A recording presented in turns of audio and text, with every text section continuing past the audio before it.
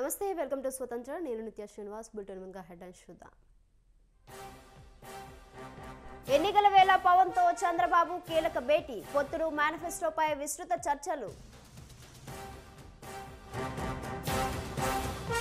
Ration కార్డులు మహాలక్ష్మిపై చర్చ, ఈ నెల 21న కలెక్టర్లతో సీఎం రేవంత్ భేటీ.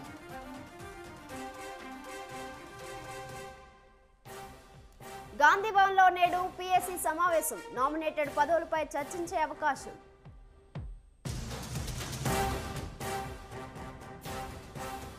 నేడు హైదరాబాద్కు రానున్న రాష్ట్రపతి, శీతాకాల విడితికి సర్వం సిద్ధం.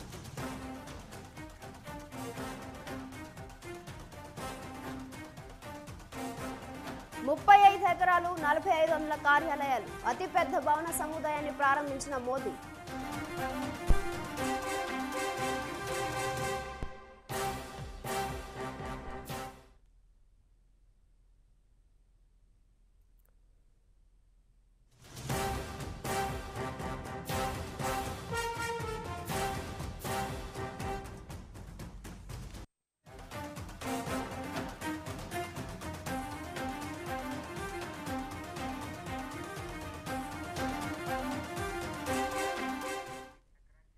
బులెటిన్ బ్రేకింగ్ న్యూస్ చూస్తున్నాం. హైదరాబాద్ డ్రగ్స్ సరఫరాపై పోలీసులు ఫోకస్ చేశారు.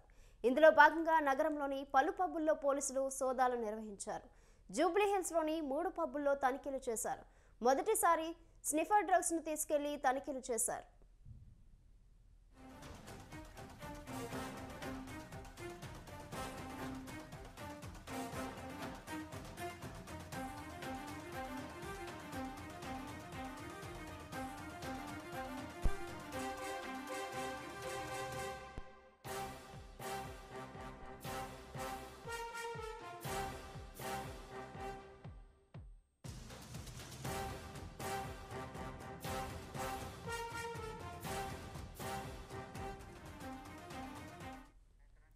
హైదరాబాద్లో డ్రగ్స్ సరఫరాపై పోలీసులు ఫోకస్ చేశారు.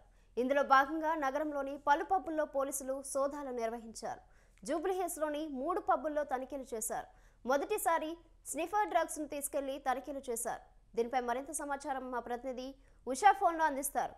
ఉషా, నిత్య హైదరాబాద్ నగరాన్ని డ్రగ్స్ ఫ్రీ సిటీగా చేయాలనుకోవడంలోనే సీఎం ఆదేశాల మేరకు ఇప్పటికే ఉన్నతాధికారులందరూ కూడా డ్రగ్స్ మీద ఉక్కుపాదం మోపుతున్నారు. ప్రస్తుతం చూసుకున్నట్టయితే నిన్న రాత్రి సడన్ గా 3 పబ్లు, Jubilee Hills surroundings west zone కి సంబంధించినటువంటి జూబ్లీ హిల్స్, బంజారా హిల్స్ కి సంబంధించినటువంటి ఏరియాస్ లో ఉన్నటువంటి పబ్స్ లో భాగంగా జూబ్లీ హిల్స్ 3 పబ్బుల్లో తనిఖీలు చేశారు. ఏసీబీ స్థాయి అధికారి నేతృత్వంలో బృందం ఏదైతే పోలీస్ బృందం ఏదైతే ఉందో 3 పబ్బుల్లో కూడా స్నిప్పర్ డాగ్స్, ఏదైతే స్మెల్ పసిగట్టే కెపాసిటీ ఉన్నటువంటి డాగ్స్ ఇవి, ఏదైనా చిన్న అనుమానాస్పద వాసనలు ఉన్నా సరే వెంటనే పోలీసులకు సమాచారం ఇచ్చేటటువంటి స్నిప్పర్ డాగ్స్ ని ప్రత్యేకంగా ఈసారి తీసుకెళ్లి ఈ సోదాలు అయితే కొనసాగించారు.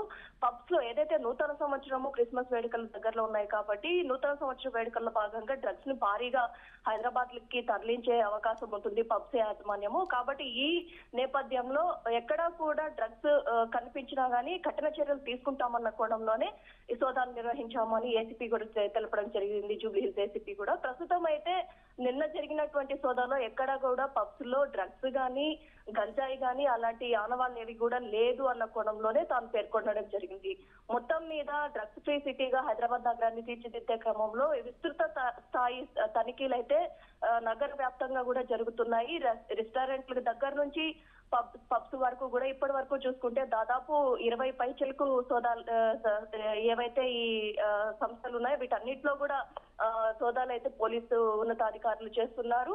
భవిష్యత్తులో కూడా ఈ తనిఖీలు చేస్తామన్న కోణంలోనే చెప్తున్నారు ఉన్నతాధికారులు. డ్రగ్స్ విక్రయాలు ఎవరు చేసినా గానీ కఠిన చర్యలు తప్పవు అన్న కోణంలోనే ఇప్పటి వరకు కూడా పేర్కొన్నారు. డ్రగ్స్ మీద మనం ఇప్పటికే చూసుకున్నట్టయితే ప్రసార మాధ్యమాల్లో కావచ్చు, ప్రతి ఒక్క దానిలో కూడా హైదరాబాద్ నగరంలో విచ్చలవిడిగా గంజాయి అలాగే డ్రగ్స్ ఇవి రెండు కూడా భారీ ఎత్తున సరఫరా అవుతుంది.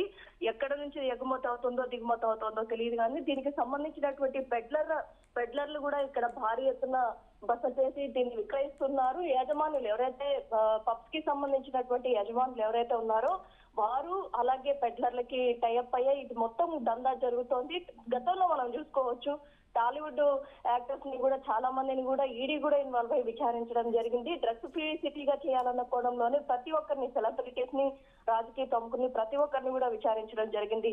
ఏదైతే సీఎం గా రేవంత్ రెడ్డి ఛార్జ్ తీసుకున్నప్పటి నుంచి కూడా డ్రగ్స్ ఫ్రీ సిటీ చేయాలి అన్న కోణంలోనే విస్తృత స్థాయి తనిఖీలు చేయాలి. ట్రై కమిషనరేట్ పరిధిలో ఏదైతే సైబరాబాద్, హైదరాబాద్, రాచకొండ మినహా సైబరాబాద్, హైదరాబాద్ చూసుకున్నట్టయితే కాస్మో కల్చర్ ఎక్కువగా ఉంటుంది కాబట్టి ఈ రెండు కమిషనరేట్లలో కూడా చాలా జాగ్రత్తగా చర్యలు తీసుకోవాలి. ఎందుకంటే రాబోయేది నూతన సంవత్సరం దృష్టిలో పెట్టుకొని పబ్ యాజమాన్యం ఈ దందాకు పాల్పడే అవకాశం ఉంటుంది. దీనివల్ల యువత నాశనం అవుతున్నారన్న కోణంలోనే ఉన్నతాధికారులకైతే ఆదేశాలు ఇచ్చారు.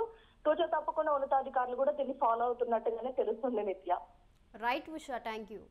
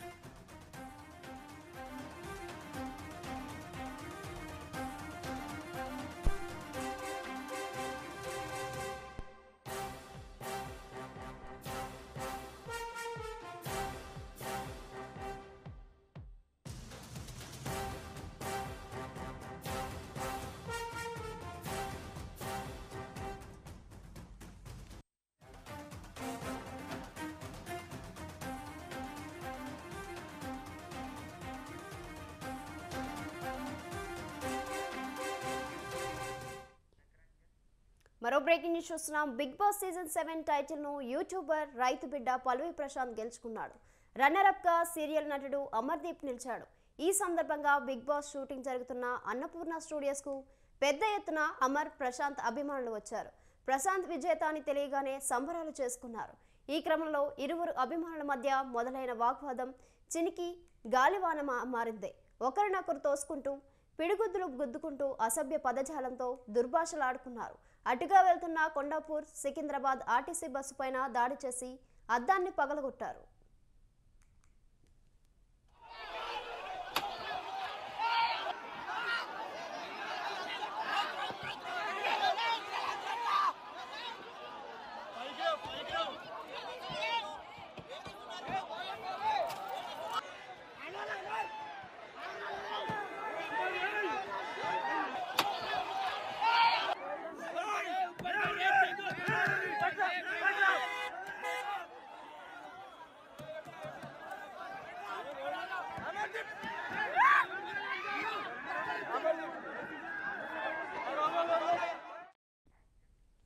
మరోవైపు హౌస్ నుంచి బయటకు వచ్చిన అమర్దీప్ వాహనాన్ని చుట్టుముట్టారు. ముందుకు కదలనీయకుండా దాడి చేసే ప్రయత్నం చేశారు. కారు అద్దాలు పగలగొట్టి అమర్ను బయటకు దిగమంటూ నినాదాలు చేశారు. దీంతో కారులో ఉన్న అమర్ తల్లి, అతని భార్య భయభ్రాంతులకు గురయ్యారు. సమాచారం తెలుసుకున్న పోలీసులు అన్నపూర్ణ స్టూడియోస్ కు చేరుకుని ఇరు వర్గాలను చెదరగొట్టారు. భద్రత మధ్య వారిని అక్కడి నుంచి తరలించారు. ఇందుకు సంబంధించిన విజువల్స్ సామాజిక మాధ్యమాల్లో వైరల్ అవుతున్నాయి. ఇరువురి అభిమానుల చర్యలపై నెటిజన్లు మండిపడుతున్నారు. ఆటను ఆటగా చూడాలని కమెంట్లు పెడుతున్నారు.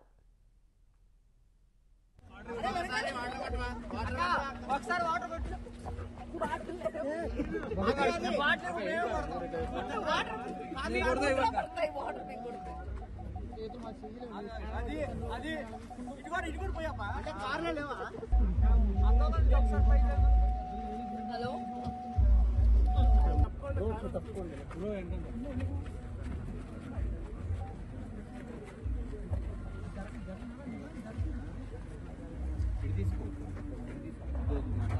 నాకు వచ్చిందే ఆడికాడికి డ్రైవింగ్, మళ్ళీ ఆటో ఎవరైనా గుర్తేసి అది మళ్ళీ సెన్సేషనల్ న్యూస్ అయిపోయేసి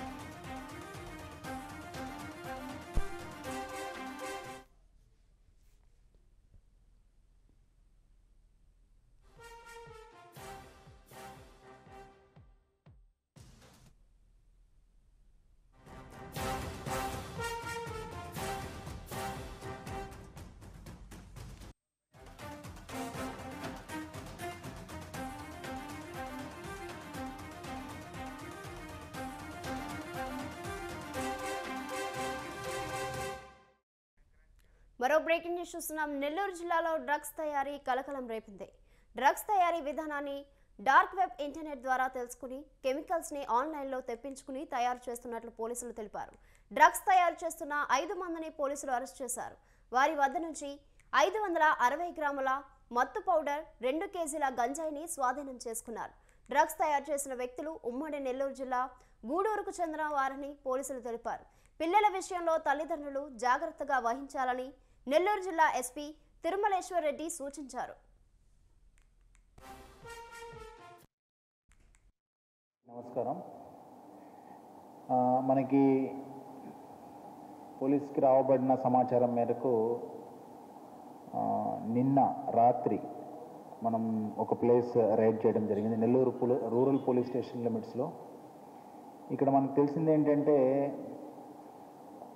ఒక డ్రగ్, యాంఫెటమిన్ అనే డ్రగ్, సైకోట్రోపిక్ సబ్స్టెన్స్, ఇది డ్రగ్ కుకింగ్ ప్లేస్ అన్నమాట. అంటే ఇది మనకి ప్రికర్సర్స్ ఏవైతే కుక్ చేయాలని తెలుసుకొని యూట్యూబ్లో చూసి నేర్చుకొని అది ఏవైతే ప్రికర్సర్స్ కావాలో అవి ఆర్డర్ పెట్టుకొని దానికి కావాల్సిన సరంజామా అంతా సర్జికల్ షాప్స్లోనూ వాటిలో కొనుక్కొని గత 25 రోజుల నుంచి కుక్ చేస్తున్నారు. అంటే ఏం అమ్మలేదు ఇప్పటి వరకు, బట్ అయితే కుక్ చేసి రెడీగా పెట్టుకున్నారు.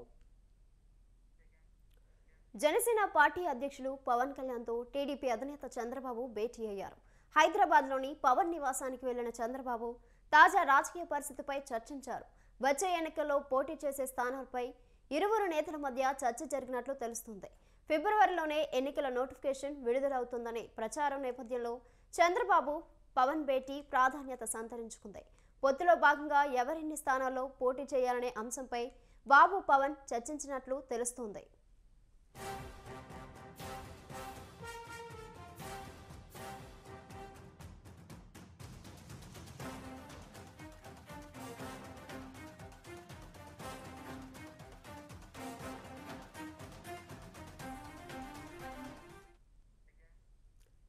నాలుగేళ్లుగా ఆంధ్రప్రదేశ్ను రాజధాని లేని రాష్ట్రంగా సీఎం జగన్ మార్చారని తెలుగుదేశం అధినేత చంద్రబాబు విమర్శించారు.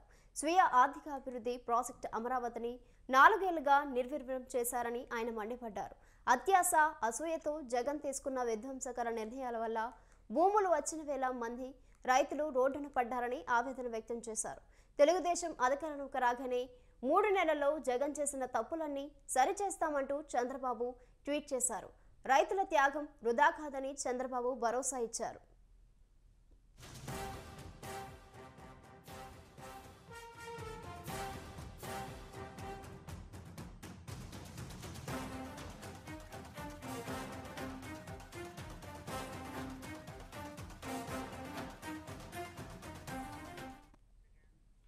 సీఎం జగన్మోహన్ రెడ్డికి వ్యతిరేకంగా కొందరు కుట్ర చేస్తున్నారని పోసాని కృష్ణమురళి అన్నారు.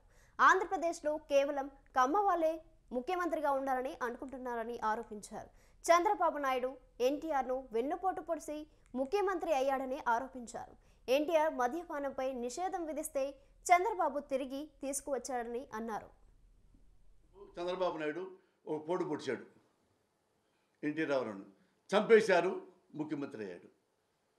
ఎంత గొప్పగా పరిపాలిస్తాడో అంటే ఫస్ట్ మళ్ళా మద్యపానం కావాలి తీసుకురా, ఈ ఎదవే ఇదే చంద్రబాబు నాయుడు మళ్ళీ మద్యపానం పెడితే అతను మెల్లిగా మద్యపానం అసలు ఉండాలే, అసలు తీసే కొద్ది ప్రాబ్లం అవుతుంది. తన చెంచా కదా, తన శిష్యుడు కదా, మనీ కదా, అదే పేపర్, అదే నోరు, అదే జర్నలిస్టు. నువ్వేమన్నా నిన్నదా అమ్మలక్కలు తిట్టావా? ఇప్పుడే మళ్ళీ ఇది వస్తే మన మీ ఇన్కమ్ కోసం, నీ ప్రేమికుడైన శిష్యుడి కోసం ఉంచి పర్లేదు అని అతను దాన్ని మెల్లిగా తగ్గించుకుంటూ తీవ్రత ఉద్యమాన్ని నాశనం చేశారు. నెక్స్ట్ మనోడు చంద్రబాబు నాయుడు ఒక పోటు పొడిచాడు, ఎన్టీ రామారావును చంపేశారు, ముఖ్యమంత్రి అయ్యాడు. ఎంత గొప్పగా పరిపాలిస్తాడో అంటే ఫస్ట్ ప్రకృతి ప్రసాదించిన సహజ వనరుల్ని వైసీపీ నేతలు యథేచ్ఛగా దోపిడీ చేస్తున్నారని టీడీఏ ఏపీ అధ్యక్షుడు అచ్చెన్నాయుడు విమర్శించారు. నెల్లూరు జిల్లాలో మంత్రి కాకాని వేల కోట్ల విలువైన క్వార్టర్స్ను అక్రమంగా అమ్ముకుంటున్నారన్నారు. ఒక్క క్వారీకి కూడా అనుమతి లేదన్న అచ్చెన్నాయుడు అక్రమ మైనింగ్పై జిల్లా అధికారులకు ఫిర్యాదు చేసినా పట్టించుకోలేదన్నారు. కాకాని అక్రమ మైనింగ్పై 21 రోజుల నుంచి సోమిరెడ్డి పోరాటం చేస్తున్న పోలీసులు స్పందించకపోవడం వైసీపీ అక్రమాలకు అద్దం పడుతుందన్నారు. వెంటనే అక్రమ మైనింగ్ నిలిపివేయాలని డిమాండ్ చేశారు.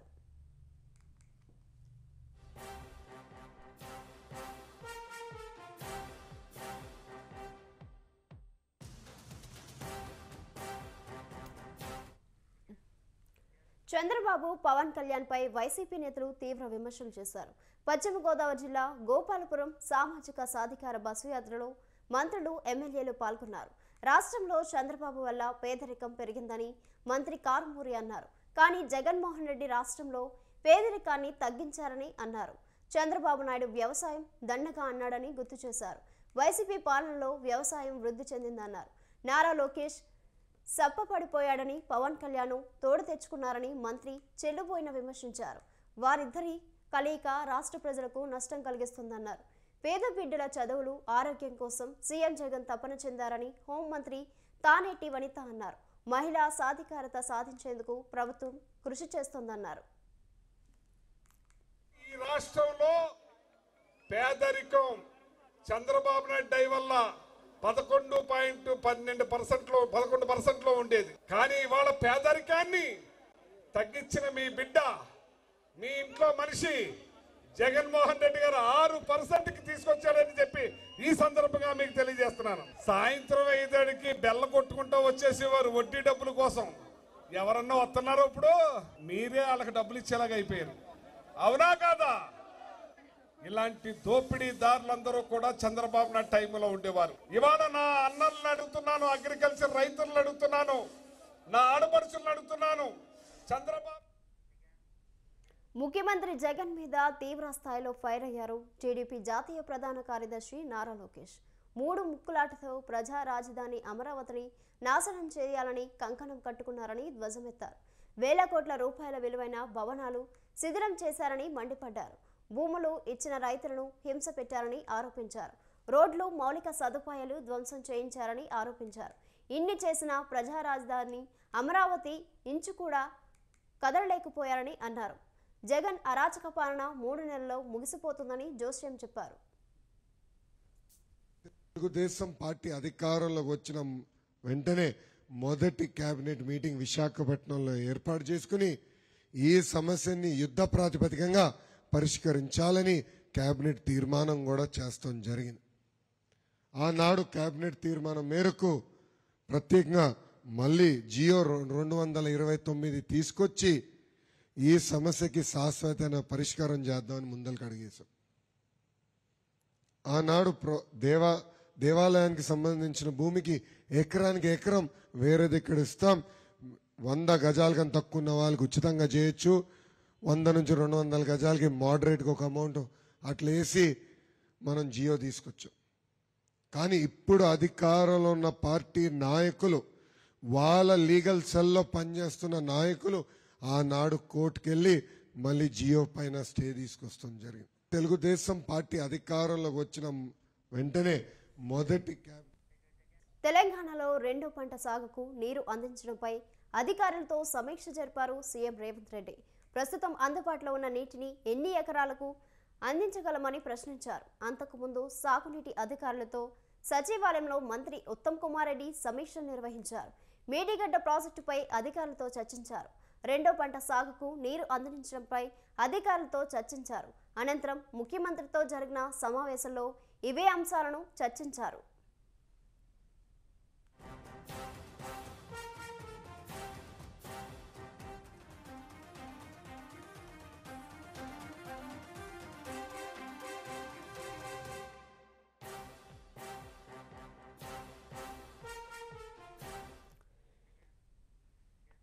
మాజీ ప్రధాని పివి నరసింహారావు మీద మాజీ మంత్రి హరీష్ రావు అసెంబ్లీలో ప్రేమ వల్కపోసి మాట్లాడడం ఆశ్చర్యంగా ఉందని కాంగ్రెస్ ఎమ్మెల్సీ జీవన్ రెడ్డి అన్నారు.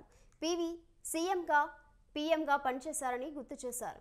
పీవీఏ ఏ పదవి చేపట్టినా ఆ పదవికి వన్నె తెచ్చారని కొనియాడారు. పివి అంతిమయాత్ర హైదరాబాద్లో చేపట్టారని, కుటుంబ సభ్యులే కోరారని, అన్ని లాంఛనాలతో గౌరవ వందనాలతో చేశారన్నారు. ఇప్పుడు బీఆర్ఎస్ నేతలు విమర్శలు చేయడం బాధాకరమని జీవన్ రెడ్డి అన్నారు. గారు నిన్న శాసనసభలో మిత్రుడు హరీష్ రావు గారు పివి నరసింహరావు గారి పట్ల ప్రేమ ఒలకపోసులు చూస్తుంటే ఆశ్చర్యం కలుగుతుందా? అంటే వాస్తవంగా ఏదైతుందో పివి నరసింహరావు గారు కాంగ్రెస్ స్వాది అని ఏ స్థాయికి దిగినా గానీ ఏదైతుందో అది కాంగ్రెస్ పార్టీతోనే ఆ స్థాయికి ఎదగడం జరిగిందని చెప్పనేది ఇది అందరికి తెలిసిందే. ఇది నిర్వివాదాంశం. అంటే ఆనాడు వారు ఉమ్మడి ఆంధ్రప్రదేశ్ రాష్ట్ర ముఖ్యమంత్రి కానివ్వండి, అంటే వాస్తవంగా రాజీవ్ గాంధీ గారు గతించిన తదుపరి not even he was member of parliament PV Narasimha Rao గారు, ప్రణబ్ ముఖర్జీ గారు, అర్జున్ సింగ్ గారు లాంటి మేధావులు కూడా సభలో ఉండి ఉంటారు. కానీ ఏదైతుందో పివి నరసింహరావు గారికి ఉన్నటువంటి ఒక లౌక్యంతో వారు ఆనాడు మరి కాంగ్రెస్ పార్టీ సంబంధించే గాని ఇతర రాజకీయ పార్టీ సంబంధించే గాని అందరినీ కలుపుకోగలుగుతున్న ఒక భావనతో వారి ప్రధానమంత్రిగా సూచన చేసింది సోనియా గాంధీ గారు అని చెప్పక తప్పదని చెప్పంటారు. ఇలా పివి నరసింహరావు గారు ఏ హోదాకు ఎదిగినా అనే పదవి అధిష్ఠించినా అది కాంగ్రెస్ పార్టీతోనే అనేటువంటి ఒక వాస్తవ విషయాన్ని ఎవరు కూడా విస్మరించాలని చెప్పంటారు. హరీష్ రావు మీద జీవన్ రెడ్డి చేసిన కామెంట్స్ ను ఎమ్మెల్సీ దేశపతి శ్రీనివాస్ తప్పుపట్టారు. కాంగ్రెస్ పీఎంలకు ఢిల్లీలో స్మారక స్థలాలు ఉన్నాయి కానీ పీవీ స్మారక స్థలం ఎందుకు లేదని ప్రశ్నించారు. పీవీ శత జయంతి వేడుకలు తెలంగాణలో ఘనంగా కేసీఆర్ నిర్వహించారని గుర్తు చేశారు. సీలేరు 7 మండలాలు ఆంధ్ర రాష్ట్రానికి ఇచ్చినప్పుడు 70-80 మంది కాంగ్రెస్ ఎంపీలు ఉన్నారని అన్నారు. కాంగ్రెస్ బీజేపీ కుమ్ముక్కై 7 మండలాలు లాక్కున్నారని ఆరోపించారు. కోచ్ ఫ్యాక్టరీ గురించి కాంగ్రెస్ ఎంపీలు అడగలేదన్నారు. కేంద్రం వాళ్ళు బియ్యం కొనుము అంటే పోరాటం చేసింది బీఆర్ఎస్ అన్నారు. కాంగ్రెస్ ప్రధానమంత్రులందరికీ కూడా ఢిల్లీలో ఒక స్మారక స్థలం ఉన్నప్పుడు పివి నరసింహారావు గారికి ఎందుకు లేదు అని హరీష్ రావు గారు ప్రశ్నించారు. ఆయన కాంగ్రెస్ వాది కనుకనే ఆ ప్రశ్నను వేశారు. ఆయన కాంగ్రెస్ కారణంగా ప్రధానమంత్రి అయ్యారు కనుకనే ఆ ప్రశ్నను వేశారు. ఆ ప్రశ్నను అడిగే హక్కు ఎవరికైనా ఉంటుంది. మరీ ముఖ్యంగా హరీష్ రావు గారు అడిగేది ఏంటంటే, ఆయన తెలంగాణ నుంచి వచ్చినటువంటి ఒక నాయకుడు, తెలంగాణ నుంచి ఎదిగినటువంటి నాయకుడు, తెలంగాణ తనం ఉన్న నాయకుడు, గొప్ప పండితుడు, అనేక భాషలు తెలిసినటువంటి వాడు. ఆయన ప్రధానమంత్రి స్థాయికి ఎదిగాడు తెలంగాణ గడ్డ నుంచి. అటువంటి వ్యక్తి మరణిస్తే ఆయన శవాన్ని కూడా దారుణంగా అవమానించారు మీరు.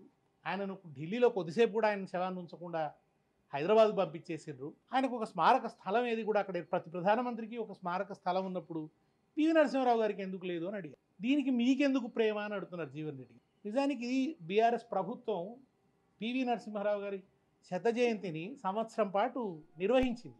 అప్పుడు అడగాలి కదా జీవన్ రెడ్డి. కాంగ్రెస్ పాలన పూర్తి ప్రజాస్వామ్యబద్ధంగా ఉంటుందని ఐటీ శాఖ మంత్రి దుద్దిళ్ల శ్రీధర్ బాబు అన్నారు. కాంగ్రెస్ ప్రభుత్వంలో ప్రతి ఒక్కరి గొంతుకు స్వేచ్ఛ ఉంటుందన్నారు. ప్రజలందరి సహకారంతో తెలంగాణ రాష్ట్రాన్ని అభివృద్ధి పదంలో నడిపిస్తామన్నారు. దేశంలోనే తెలంగాణను అగ్రగామిగా ఆదర్శంగా నిలుపుతామన్నారు. రాబోయే కాలంలో వ్యవసాయ, ఉపాధి, ఐటీ పరిశ్రమల రంగాల్లో రాష్ట్రాన్ని అగ్రగామిగా ఉంచే కార్యాచరణ రూపొందించి అమలు పరుస్తామన్నారు. కాంగ్రెస్ ప్రభుత్వంలో ఎవరిపైనా కక్ష సాధింపు చర్యలు ఉండవన్నారు. ప్రభుత్వం నిన్న కూడా అసెంబ్లీ శాసన మండలిలో చెప్పింది, ప్రజాస్వామ్యయుతమైన ప్రభుత్వాన్ని నడిపిస్తాం, అన్ని వర్గాలను కలుపుకొని ఈరోజు ప్రతి ఒక్కరికి కూడా గొంతు వినిపించే ఆ స్పేసు, ఆ ఆలోచన ఇస్తాం. నిర్భయంగా ముందుకు రావాలి. ఈ రాష్ట్రాన్ని మనం అందరం కలుసుకొని ముందుకు నడిపియాలని కాంగ్రెస్ పార్టీ ప్రభుత్వం మరి ముఖ్యమంత్రి గారు కూడా చెప్పడం జరిగింది. ఈరోజు మరింత అభివృద్ధి చెందాలి మన రాష్ట్రం అగ్రగామిలో ఉండాలని, దేశంలోనే తెలంగాణ రాష్ట్రం ఒక ఆదర్శనీయంగా ముందుకు నడపాలనే ఆలోచనతోనే రాబోయే కాలంలో వ్యవసాయ రంగానికి గాని, ఉపాధి రంగంలో గాని, పరిశ్రమ రంగంలో గాని, ఐటీ రంగంలో గాని అగ్రగామిగా ఉండే కార్యాచరణ తీసుకొని ముందుకు వెళ్ళటం జరుగుతుంది. మేము గతసారి కూడా చెప్పాం, ఈ రోజు ఎవరిపైన కూడా కక్ష ఉండదు. గత ప్రభుత్వానికి సంబంధించి కూడా పలు విధమైన పాలసీ విధానాలు ప్రజలకు ఉపయోగపడే విధంగా ఉండేదంటే దాన్ని ఇంకా మరింత వేగంగా ముందుకు తీసుకెళ్లే ప్రయత్నం చేస్తాం. మా ప్రభుత్వం నిన్న కూడా అసెంబ్లీ శాసన మండలిలో చెప్పింది, ప్రజాస్వామ్యయుతమైన ప్రభుత్వాన్ని నడిపిస్తాం, అన్ని వర్గాలను కలుపుకొని ఈరోజు ప్రతి ఒక్కరికి కూడా గొంతు వినిపించే ఆ స్పేసు, ఆ ఆలోచన ఇస్తాం. నిర్భయంగా ముందుకు రావాలి. ఈ రాష్ట్రాన్ని మనం అందరం కలుసుకొని. భారత్ సౌత్ ఆఫ్రికా జట్ల మధ్య వన్డే సిరీస్ తొలి మ్యాచ్లో భారత జట్టు ఘన విజయం సాధించింది. తొలుత బ్యాటింగ్ చేసిన సౌత్ ఆఫ్రికా 27.3 ఓవర్లలో 116 పరుగులు చేసి ఆల్అౌట్ అయింది. భారత జట్టు కేవలం 16.4 ఓవర్లలో విజయ లక్ష్యం 117ను సాధించింది. ఈ ప్రయత్నంలో 2 వికెట్లు నష్టపోయింది. కొత్తగా ఓపెనర్గా వచ్చిన సాయి సుదర్శన్ తొలి మ్యాచ్లోనే అజేయంగా 55 పరుగులు చేశాడు. శ్రేయస్ అయ్యర్ 52 పరుగులు చేసి అవుట్ అయ్యాడు.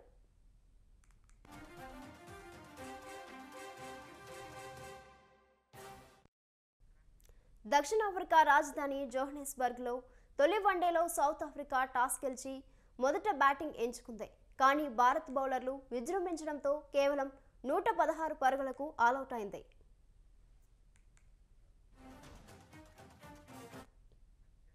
భారత బౌలర్ హర్షదీప్ సింగ్ ఆరంభంలోనే 2 వరుస బంతుల్లో హ్యాండ్రిక్స్ దుస్సన్లను అవుట్ చేసి భారత్కు శుభారంభం ఇచ్చాడు.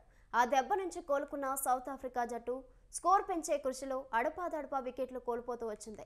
ఇటు హర్షదీప్ సింగ్ అటు ఆవేష్ ఖాన్ చకాచకా వికెట్లు తీస్తూ ప్రత్యర్థి జట్టు స్కోర్కు అడ్డుకట్ట వేశారు. హర్షదీప్ 5 వికెట్లు, ఆవేష్ ఖాన్ 4 వికెట్లు పడగొట్టగా కుల్దీప్ యాదవ్ ఓ వికెట్ తీసుకున్నాడు. ఫలితంగా సౌత్ ఆఫ్రికా జట్టు 116 పరుగులకే ఆలౌట్ అయింది. సౌత్ ఆఫ్రికా జట్టులో ఆంజిల్ చేసిన 33 పరుగులే అత్యధిక స్కోరు. టోనీ జోర్జీ 28 పరుగులు చేశాడు.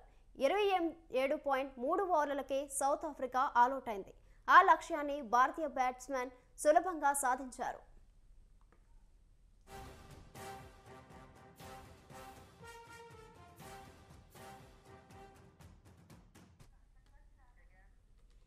ఇవి బుల్టన్ రిజల్ట్స్. కీప్ వాచింగ్ స్వతంత్ర.